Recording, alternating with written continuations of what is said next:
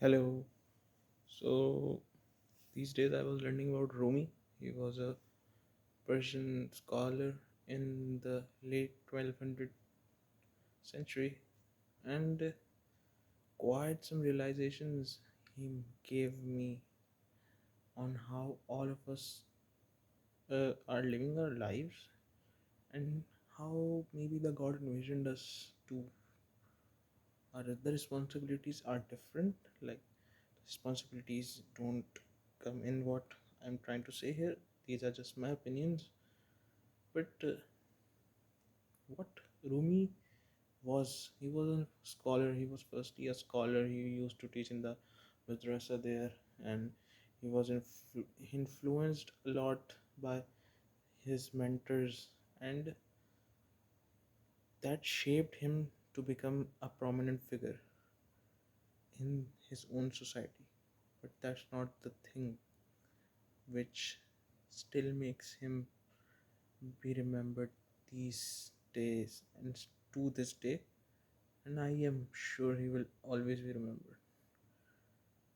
In this age of AI, all these things going digital, the digital layer being built up, what we really lack, I think, is the divine wisdom, and that's not to us. That's not, if only few of us can grab it, that's a very big thing. In Urdu, we call it darwish, which means that dedicating your life to God in such a way that you just fell in love with Him. You actually fell in love with Him. It's not the adulthood adrenaline you feel for a girl. It's different than that. It's what you feel for your son. It's even greater than that. So when Rumi met Shams Tabriz, that's his friend, he he he gave up his scholarship pursuit. He gave his scholarly things and services, and he went on a path of unknown, a journey which should he was which he like, even I don't have the words to describe this emotion I'm feeling talking about that. But what made me realize and think about these this this person, Maulana Jalaluddin Rumi, as we say in Urdu, he was uh, like, how can one person give up all his life and go on a path charted unknown? And it made me think things, when we reach a certain stage in life where we get all what we want, and we are trying to go and delve into horizons we have not seen, as it's just natural, we forget that the one thing which God has really helped uh, make us, like, he has put in us, so we could help the creation of his, like, the animals, the plants, the humans around us, the people, the society, and all these layers of human beings.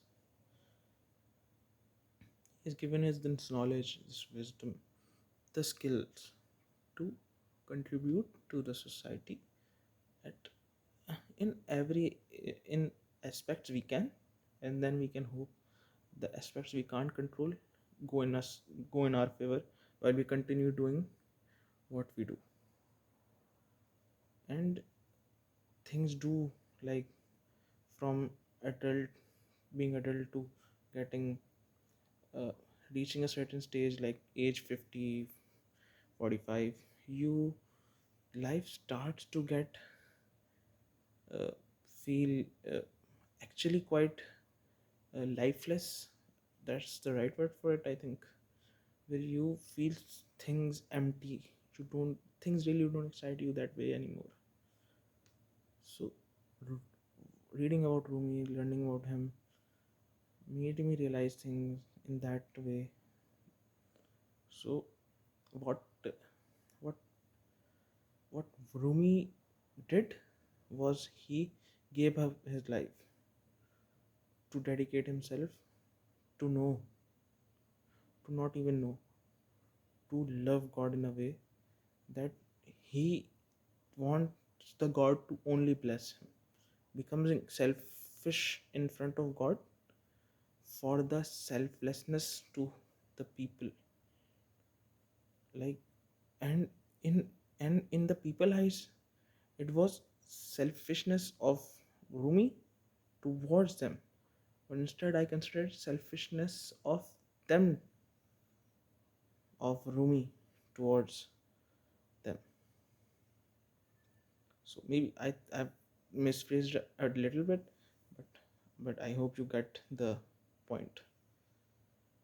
So if even all these creative professions, these things do really uh, really come up in, not today, not tomorrow, but they do come up with time, and you get some realizations that you don't have much things in control, while even you are the head of a big company or the president or the prime minister. Things, there are things which are not in control of you, and that's nature. People call it nature, I call it God, Allah. That's about him, that's above all of us to think. So maybe I think the real path to not success but uh, achieving satisfaction, and that uh, filling that emptiness with good energy, is good energy for a long time, for your life, is to dedicate yourself to God's trying to get to connect to God in such a way that you feel his presence everywhere around you. When you do that, you start learning from things you never were told, or you never could think on or about. And in this, and adding to this, what really makes you reach the divine stage of wisdom? There are stages of wisdom too.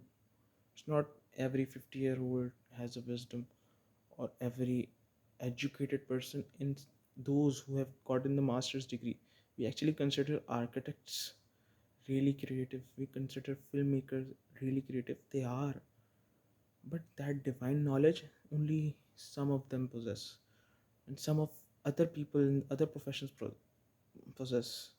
Not everyone has that. Only, and those who do, they do get they do get satisfaction. They live their life according to that according to what's right, and that they build their right and they build their why along the way. But they don't forget that things which are not in control are in control by some other authority, and that's what really matters, and what really moves the life of all of us forward. That's it for today, and I'll be back soon with some more insights.